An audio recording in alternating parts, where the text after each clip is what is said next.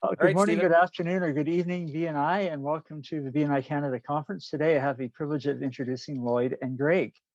Lloyd Hamshaw spent the first 7 years of his career with the Western Hockey League head office in Calgary. He then fell into recruiting when looking for an accounting job and was hired by Diversified Staffing as an account manager. He spent over 17 years in the recruiting world, working with Diversified Staffing, Ramtech, Talent Builders, and now Real Recruitment. Real Recruitment specializes in assisting small to medium-sized companies with their recruiting needs. Lloyd's passions these days is playing matchmaker between his clients and candidates. Lloyd is married to Angela, and they have 2 children, Ethan and Rebecca. And if you're good at Boggle, you'll have already figured out how he named his company. gregT is the owner of ImageStop/Penguin Hosting and is the Senior Marketing Director for BNI Alberta South. On the business side, the ImageStop is proud to have been designer of choice for the BNI Canada blog website, the current BNI Alberta South site, as well as the previous and current BNI Canada online conference websites. The ImageStop also works with and manages over 250 client sites. Greg has had the honor of speaking at 3 BNI Canada conferences and on the main stage at 2 BNI Canada global conventions, BNI global conventions, both online and in person. His goal in each session and with the business owners he works with is to help them succeed. He believes in doing good work and paying attention to the details. His company specializes in WordPress web design and hosting and functions each day on a simple yet telling 5-word mission statement that exemplifies how the ImageStop and Greg live their lives. How can we help you? And with that, thank you, and over to you, gentlemen. Thanks, Stephen. Thank you. Welcome to our presentation on Up Your Online Presentations. So let's get started here right away. What we are going to talk about is the significance of why you're presenting, how to sort of walk the walk, look the look, the higher expectations that are put upon us, and the members' expectations for us while we are presenting. And then as everything, in everything, there is that sales component to it.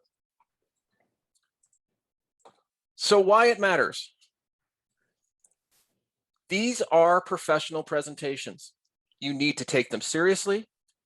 Your presentation, you need to take them seriously. You're not only representing yourself, you're representing your region, your chapter, your company, and there's an opportunity for you to embrace in all this. And remember, this is all about your visibility, your credibility, and ultimately your profitability. So when you walk the walk and look the look, again, this is a reflection of you. This is a reflection of your business, a reflection of you on the regional team, and a reflection of the regional team itself. I am sure we all have examples of when we're presenting on behalf of the regional team where, you know, so-and-so, the regional team sucks because so-and-so presented today. Like, it's not a reflection of the entire team. So again, once again, remember, this is all about your visibility, your credibility, and your profitability, but it's also about that visibility and credibility of your business and of the regional team you're presenting on behalf of. There is an inferred hierarchy within BNI, right? Greg and I have been at the bottom, the quote unquote bottom. We were just members. And we have taken the opportunity to, you know, both of us have been opportunities to be both presidents. We've been ambassadors.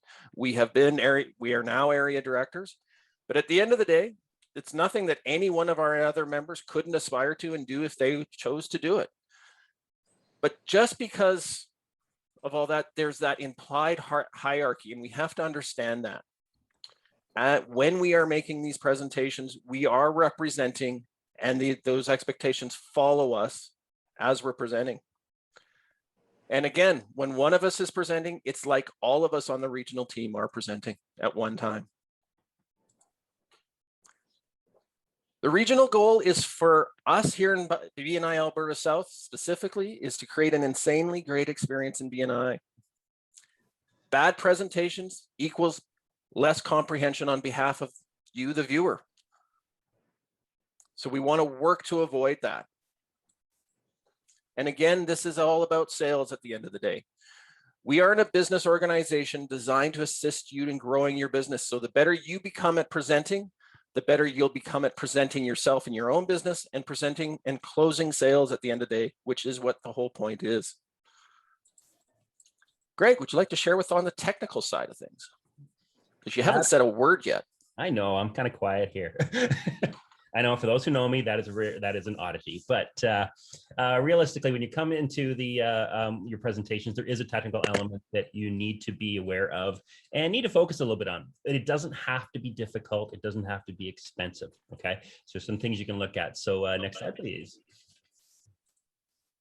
So how to use slides? Okay, use your slides as a guide, right? Right now, one thing that's important. So I see often, people who are doing their presentations and they're up there and they're reading and stuff like this.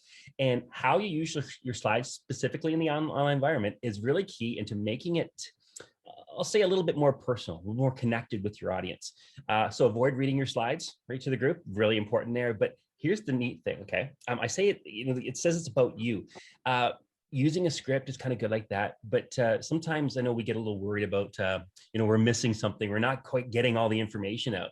Well, here's a good example right here. Right now, I have the slide placed right by my camera, right? So right now I can read everything that's going on right there. I've got that all but the truth for you is I'm looking right at you. We're having that engagement there. Really important on the technical side, how you can do some loopholes. Next slide, please. Now, camera angles. Framing yourself is really important. I don't know how many times I have seen this as a great presentation tool. Probably not, just saying, okay?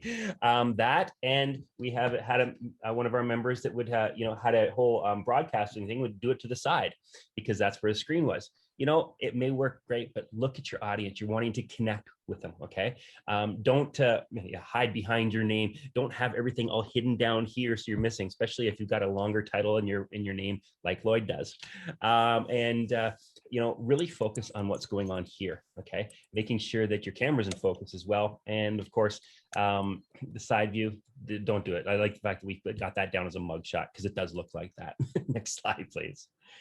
Framing yourself, really, really, really big. Okay. Right now I'm going to say, we've got, everybody here has got a fairly decent frame happening there. Love that. Now I'm going to do something that just kind of different. I'm going to take my virtual background off just for the session right here and go this. So I actually have my room set up in such a way that when I'm doing a big presentation, I will take some things off of the behind here, but you notice this frame that's happening here? It just keeps people's focus in that way. That's one way of doing things if you're not going to use a virtual background. In this case, of course, I am, so I'm not going to really be too concerned about that.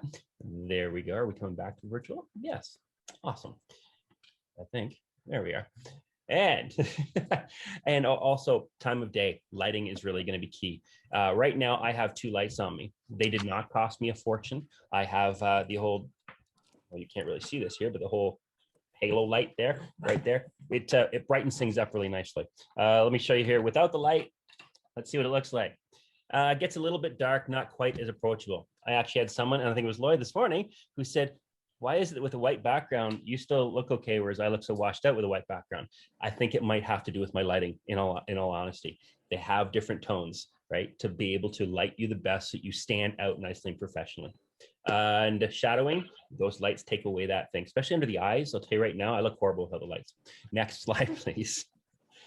Zoom tools, mentioned the virtual backgrounds. There's filters and things you can use to draw attention more. Very good thing. A chat feature. As you are doing your presentations, having someone being there to help you maybe and to monitor that chat or monitor it yourself, good thing, because it's really, really a great thing for engagement. I'm going to be using the chat here actually in a little bit for something. Polls, those have to be set up just, prior to setting up your actual Zoom meeting, but also a great thing to utilize during your Zoom meetings. And of course, breakout rooms. We did that yesterday with the speed networking. It was phenomenal. Great way to, get people to engage differently. Next slide, please.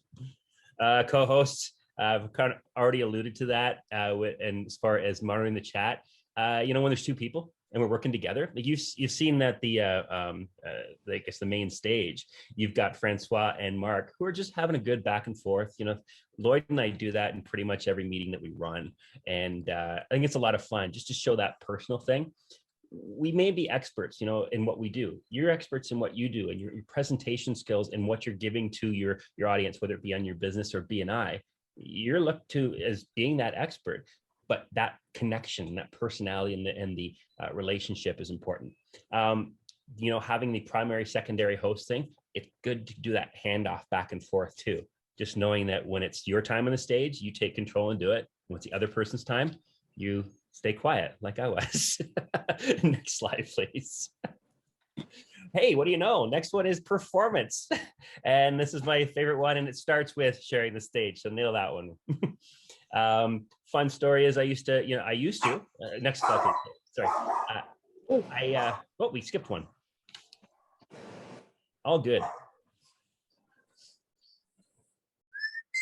Oh, didn't skip one. The next one is movement. It just kind of goes in. Well, I'm just going to go out of order then. That's what we're going to do. All right.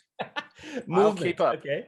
No, movement's okay. Because we're talking about the movement thing. I mentioned, it says that they were talking about using your hands. You're trying to be engaging, right? A lot of people will sit and they'll do their presentation very proper. And that's not necessarily a bad thing, but you want to engage people. You want to get them connected to what you're doing. Now, I normally talk with my hands. So some people, it's going to be an educational thing where they have to learn a little bit more. Now, I did see somebody who everything they said, they made sure that they used their hands to exemplify all the points they were trying to do. It was too much. Exactly, Harvey, you got it. And yeah, it was very distracting, but a little bit to tie people in is not too bad. Now to the next slide. Facing the camera, that's the whole engagement thing. Remember, the idea of putting that slide up by the camera, important. Right now, I'm still scanning the audience to see people's reaction. I mentioned already they're doing something and engaging with what's going on. Draw people's attention to that. Make it a personal thing. I'm not saying it's fake by all means to do so, but having those connections, scanning the row and being able to really address your audience. Okay, directly, just like you were in person. Next slide. This is fun trying to go through this faster than what we did the original presentation. I know. Isn't it, Lloyd? I know. Being animated. Here's a fun one. Overacting is okay. Okay. Some quick background. I am a former entertainer because I retired from my entertainment life in December of this past year. 36 years doing that. In that, I had professional clown training. Okay. So part of the facial expressions, I do big ones. We kind of do that. That's overdoing it. Straight out. That actually helped me in this picture right here. This is a commercial that I did. I got the part because I overdid it. I'm not going to show the commercial this time. I will put a link in the chat. Don't play it now, but you can go play it and watch it later. It's kind of fun.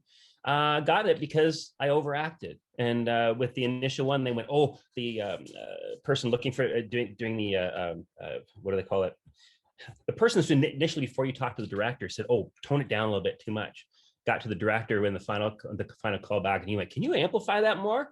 Pulled the clown training off, bang, because it got the expressions out without having to say a lot of words. I was going to say, you didn't have any lines in that commercial, as I recall. I had a lot of lines, but I didn't have to use them because the director went, no, you can get this just with your actions. Go that way. And it worked well.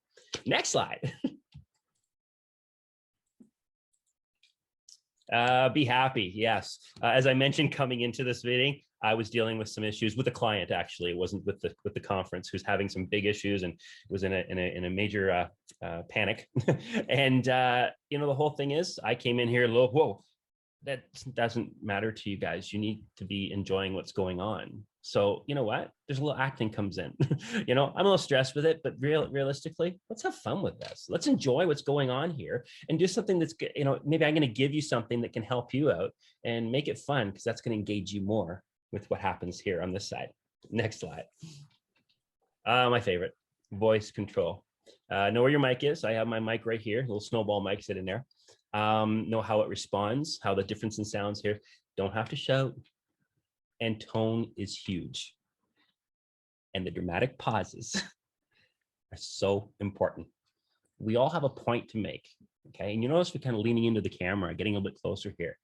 What happened, and this is neat, the first time we presented this, Lloyd and I both noticed that the people watching leaned in because that was the whole thing. Quiet down and go like this. The engagement, the connection with your audience is a huge thing.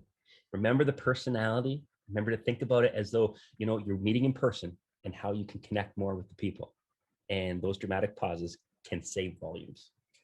All right, next one. and that interaction, again, the talking to, using Harvey as an example there. I like to show those kind of things when we're doing this presentation, because it does happen. I'm seeing right now with the audience here, I'm seeing the smiles on the faces as we do this stuff. Carrie, Noah, Sad, Darren, some really good things. You guys are enjoying what's going on. I'm not saying the rest of you aren't, just because I didn't say your name. Okay. Thanks, Dave. Appreciate it. But realistically, noting that kind of stuff and connecting with your audience is really important. It shows you care.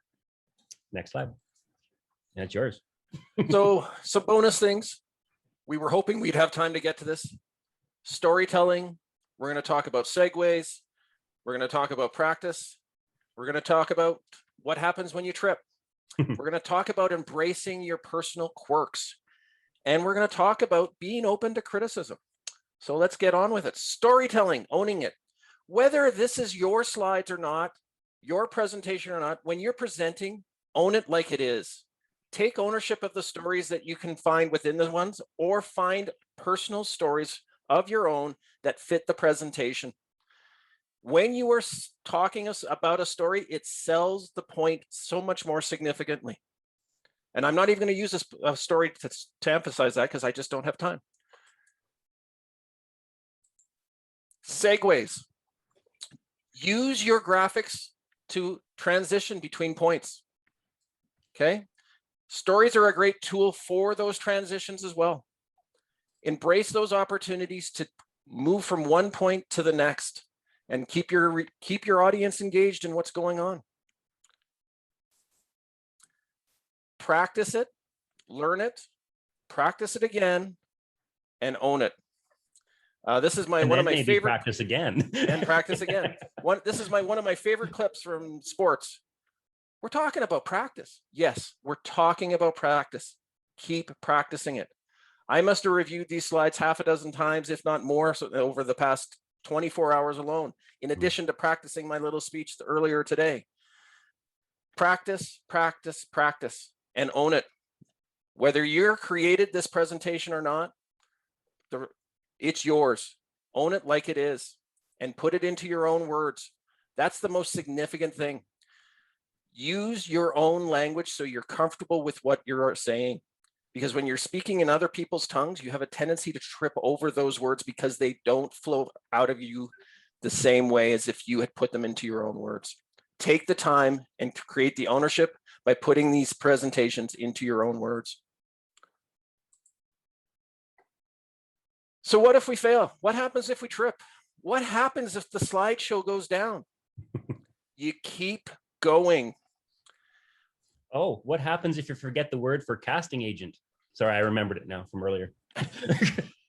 You interrupt and you bring it up later. There you go. But you keep moving forward. You keep the presentation going. You work together, and the show must go on. Musicians, when they skip a note, they just keep going. There's no need to amplify your mistake to your audience by showcasing it. Just move forward. Keep going. They don't know what you were presenting because they haven't seen it before. So if you miss something, they don't know it.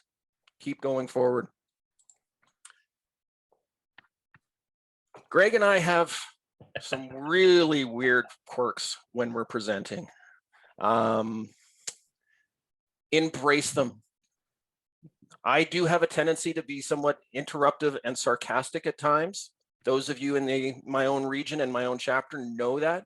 Dale is only emphasizing that by waving his heads in the left and right direction.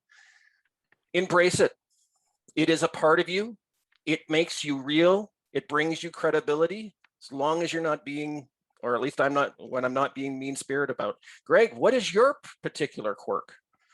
I have an off-camera quirk that I use a lot, and this is something I didn't share the last time we presented, Lloyd, but it's since been brought to my attention that it can be a useful thing. So I would venture to say I'm probably an undiagnosed ADHD guy, okay? And one of the people on our marketing team, and Tony's here, said she's part of the marketing team too for our region, so she knows who I'm talking about. He is a diagnosed ADHD person. And he one day said to me, hey, what do you do during your presentations and stuff that keeps you grounded? I have this stone thing that I rub. And I went, wow, I have a tool that I didn't even realize I was using regularly, and it's in my hand right now. It's my pen. And I sit here and I undo the top and I do it back up again. And I undo the top and I do it back up again continually. I've been sitting here this entire time, other than when I had my hands going, because I wanted to emphasize that a bit more. But that's what I'm doing the entire presentation. It just keeps me grounded. It keeps me my brain active doing something while I'm focusing here. So that was a neat one. And I just shared it with a whole group. Awesome. You feel better about yourself? Yeah, and I'm still doing it too. Perfect. Finally, be open to the criticism. People are going to, as long as it's constructive criticism, be open to it. We are all here in a supportive nature to help each other improve. And we can't do that if we're not employing Dr. Ivan Meisner's best phrase ever. We have 2 ears and 1 mouth for a particular reason. Use them appropriately.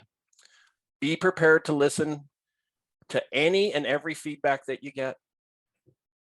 And I believe that is it. If you guys have, we're pretty much close to ending, aren't we, Stephen? Gentlemen, you're doing very well. We've got 9 minutes. 35, so you have 9 minutes. Nothing like throwing away, going through 30 slides like that. Well, we originally did this in what, 90 minutes, wasn't that? Oh no, sorry. The first time around was 45. 90 minutes. So yeah, we've condensed it quite a bit. Yes. Anyways, here's the contact information for Greg and I. If you guys would like to reach out, I guess with the 9 minutes, we're open to any kind of questions, or more importantly, feedback. Exactly. Harvey, yeah. Hey, everybody. Everybody, Harvey, all together now. Norm, no, wrong show. You said segue. There was that picture of the Beatles. Like, what was your intent with that? Got it. So segue definition, pretty much. A segue is kind of how can I use this? Trying to think of a really fun, lame segue, Lloyd. You know what? It'd be neat. So what's the slide just before segues? Would you mind showing me that one? I think it's the storytelling. Perfect. Okay. So if we're talking about, so a segue is the use of something that transitions into the next thing smoothly. So if I'm talking about, for instance, color, okay, and I'm saying, okay, this is a great color, and when I'm mixing color in painting, if that happens to be my talk, so you've got this kind of like little smooth transition, if you will. Does that make sense? Does that answer your question, or? So it's just kind of a small little shift to the next slide or thought. Okay, good. Smooth transitional story or develop. And the funny thing is, I think the last time we presented this, we were throwing in accidentally segues back and forth to each other's presentation times unbelievably, and we didn't do it very well this time. No, we didn't. I think it's because we felt a little rushed, but that's entirely true. Yeah. So, any other questions? Doesn't even have to be about this. We can. I don't have a question, but I know sometimes when I'm presenting at a chapter, and if I have my own PowerPoint and they're screen sharing versus me putting it into the chapter slide deck, it's that issue when you open up PowerPoint and then you lose everybody on the screen. So you're with Zoom, you're so used to seeing yourself plus, seeing the other members on the screen. So this last week when I had to present, and I feel like I'm talking to myself and I'm trying to look in the camera and you don't see anybody. It was really uncomfortable. Do you mind if I jump on that one, Lloyd, or you go ahead? Go ahead. Well, what I was going to say is, if you can, make the investment into a second screen somehow, so that you can have an opportunity to see who your audience is. I mean, Greg and I both have the advantage of, I think we both have either a very large screen or a couple of screens. I have a couple of screens, I know that for sure. 3 here, to be honest, yeah. And so I have you guys on one screen, I have the slides on another screen, and Deb, at this particular moment, I'm looking right at you because I'm talking right to you. I have 2 screens, so I don't know what happened. So the PowerPoint presentation came up large on my left screen. I'd be here. I think I know. Okay. Yes, because when you jump into a screen sharing situation like that, Zoom has this default where it fills the screen. It takes it right up as to full screen mode. Going under the top right, there should be the 2 arrows. Click that, or escape, if you will. It'll bring it right down, and you can shrink that to whatever size you want. And yes, that can be very disconcerting when you're not ready for it. Yeah, it was. Yeah, I think we actually, we experience that with some of our regional meetings where we do that and all of a sudden people are moved. And I'll be honest, with the main stage thing that you guys were attended previously, I'm doing this virtual stuff. And what was happening with me is every time they said share a screen, all of a sudden all the stuff that was here disappeared, moved over here, went over.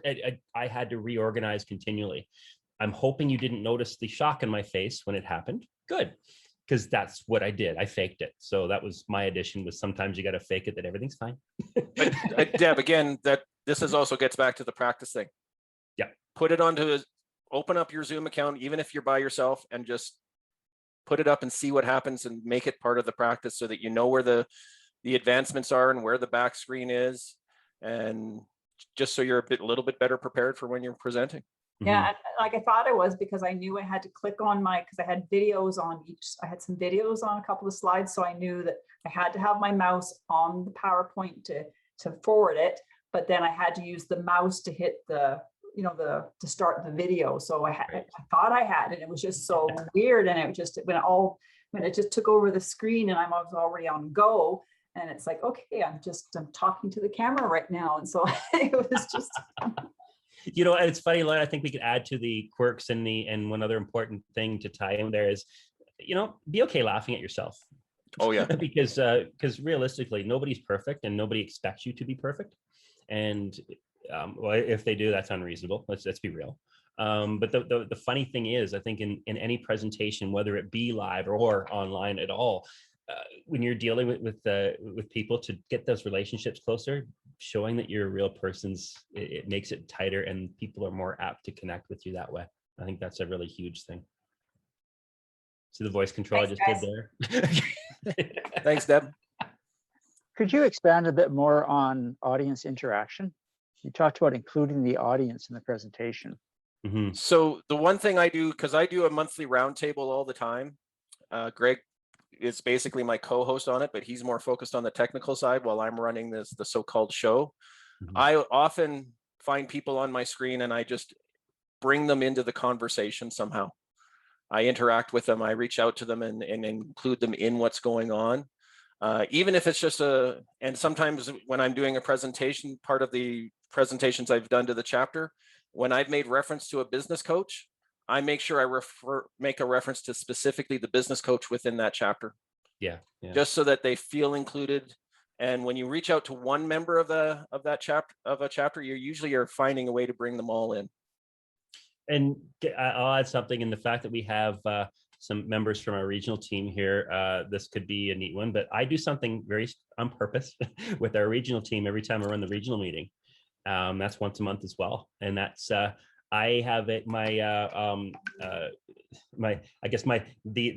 all important. So what is your our favorite core value?